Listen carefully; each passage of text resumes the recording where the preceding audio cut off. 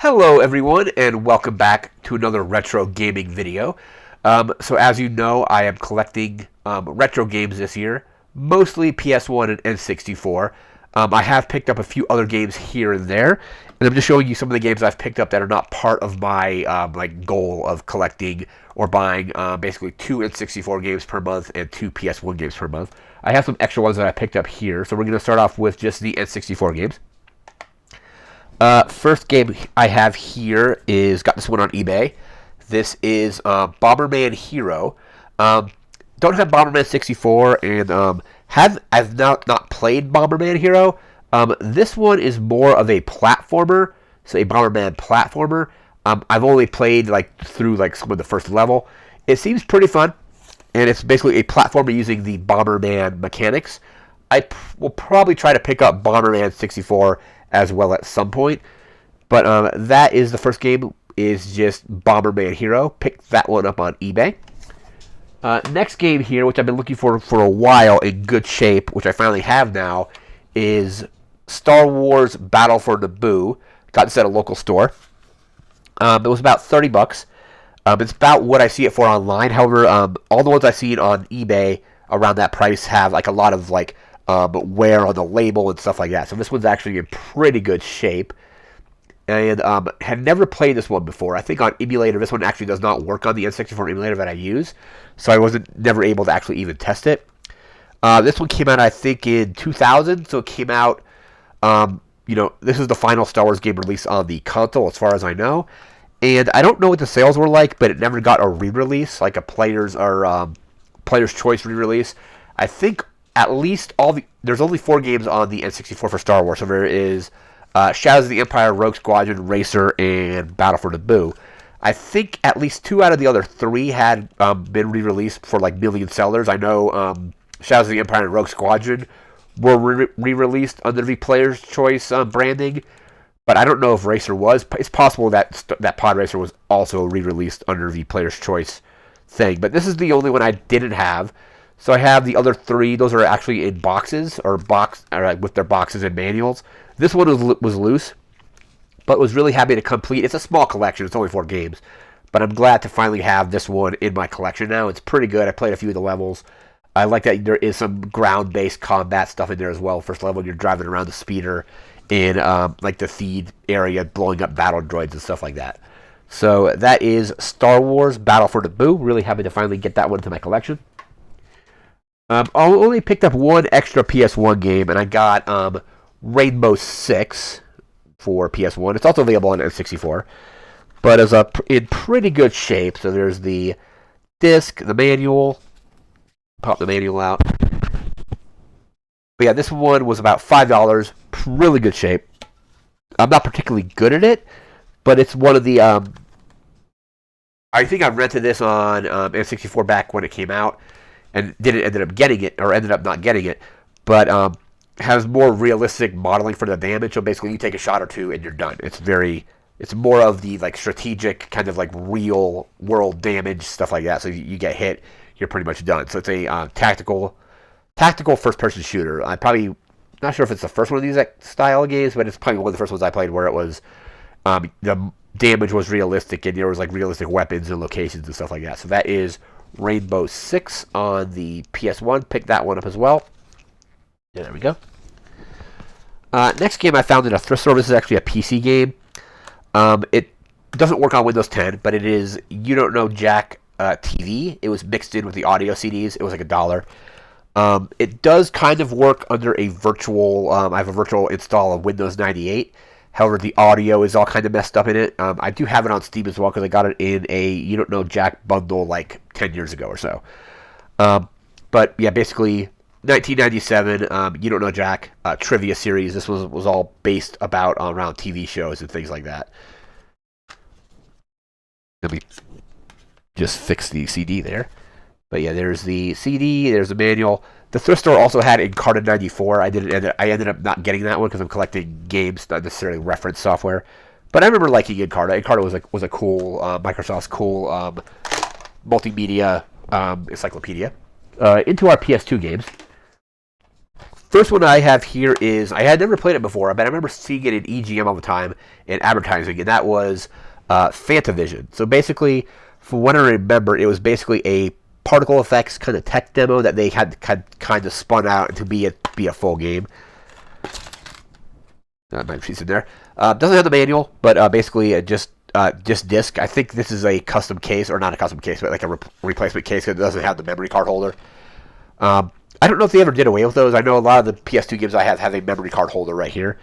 But this is a pretty cool puzzle game. So basically you have fireworks that are going off, and you're trying to chain together the same color. That's the basic gameplay is like, if there's 3 red fireworks, you basically highlight all 3, and you can press the circle button, and they'll detonate, and you'll get a 3-chain combo.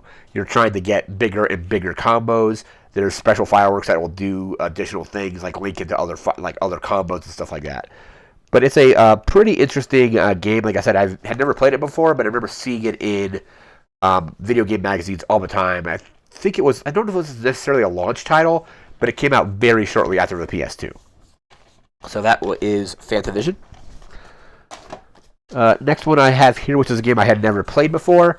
Remember seeing advertisements for it, but never got it. That is Star Wars Jedi Starfighter. I think this came out in 2002. Yeah, 2002, kind of ahead of the release of Attack of the Clones, so Episode 2. I've only played through the training level on this one, but it's a pretty good starship combat game. These Jedi Starfighter ships actually fly really, really fast. So like there's quite a sense of speed on there. It's actually not even a DVD game. It's actually a CD game, because you can tell by looking at the bottom of the disc, these kind of purplish discs, or bluish purple, were CD-ROMs, while the DVDs were like silver or gray or whatever color it was. But this one's complete, so it has the game, the manual, the case, and there's the memory card holder like I was talking about. But Jedi Starfighter is a game I've wanted to play for a while, and just saw it at a local store and decided to pick it up. It's pretty fun. Pretty good Star Wars game there. So that is Jedi Starfighter. Picked that one up. Next one is 007 Agent Under Fire, which I don't think I've played since 2001. I remember renting this on PS2 back in the day. I think it came out on GameCube as well. Possibly Xbox as well. Probably PC. But it was probably available like everywhere. I remember even renting this and doing a review for this on an old website I used to run. I don't think that website's available anymore. Don't think it was GeoCities, but I think it was like maybe Fortune City or one of the other free website hosting things that popped up. But it's no GoldenEye, not quite as good as GoldenEye, but a still pretty solid first-person shooter on the PS2 with the James Bond license. I don't think this one had. I think this one has Judi Dench in it, and maybe John Cleese. I'm not sure if it's his voice or not. I know it took them like 3 games to finally get like a fully licensed like cast. So this one is just James Bond is not played by any particular person. I think in 007 Nightfire, which I think is the follow-up, they got Pierce Brosnan's likeness but not voice.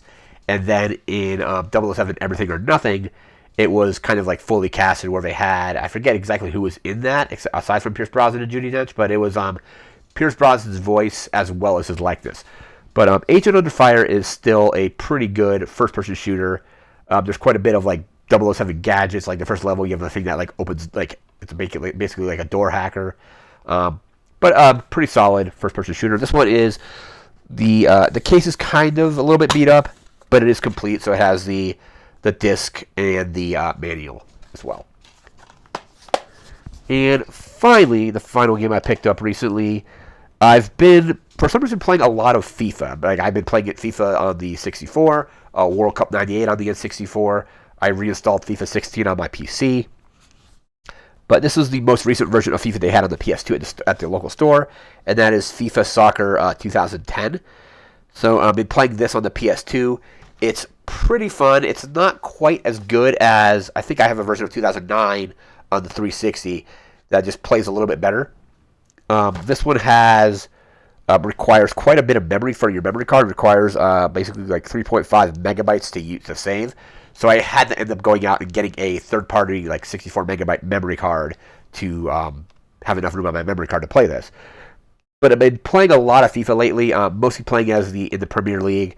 But I did some games, like I used to always like playing as like the Scottish leagues. I think it was like Hibernian. I don't know if Hibernian's in this one. I know they took Hibernian out of, I think, 2016. That's one of the Scottish teams. Manchester United is also one of my favorite teams I usually play as, in going all the way back to the 64 version of FIFA. Manchester United is probably like the team I tend to choose. It kind of feels kind of cheaty because you're basically picking like one of the top teams in the game, but then it's in the Premier League, so basically all the teams in that league, with the exception of a few, are also like super highly rated. So this one has the manual. I don't know if it's a reproduction manual. I can't tell because it's in black and white. I don't know if EA... It wouldn't surprise me if EA just decided to do a black and white manual to not have to print it in color. I'm kind of actually surprised it has a manual at all, because like a lot of the... this was around the time where game companies stopped including manuals. Just they said, oh, there's like a little card in there. It says, go to this website to download a PDF of the manual. And I can't tell if this is an official PlayStation case or not, because it doesn't have the memory card holder, but it does have the PlayStation logo right here. But not sure. Yeah, there it is. The PS2 logo. Maybe they stopped doing the memory card holders at some point. But pretty big on FIFA. I've ordered, it hasn't shown up yet, I think a version of FIFA 2012 for the 360. I have that coming as well. But yeah, I've been having a lot of fun with FIFA. For some reason, I think my favorite sports games currently are games where possession can change very quickly. So like hockey, basketball, obviously soccer / football. I like sports games like baseball and football and regular like American football, but I generally don't like playing when you're not like playing defense, because it's just like I want to get back to the being on offense, and I really like games where you can basically possessions change very, very quick. Like you can steal the ball in football here or soccer, you can steal the puck in hockey. In basketball, you can steal the ball, and possessions are very much back and forth. In baseball, you're doing the inning, like it's like basically divided into halves of the inning. So like I generally don't like playing defense in sports games, even though in these games you are playing defense, but you have a very good chance of turning that defense into offense by like stealing the ball or something like that. But that's the final game I grabbed. I have some more games coming in the mail. Haven't got them yet.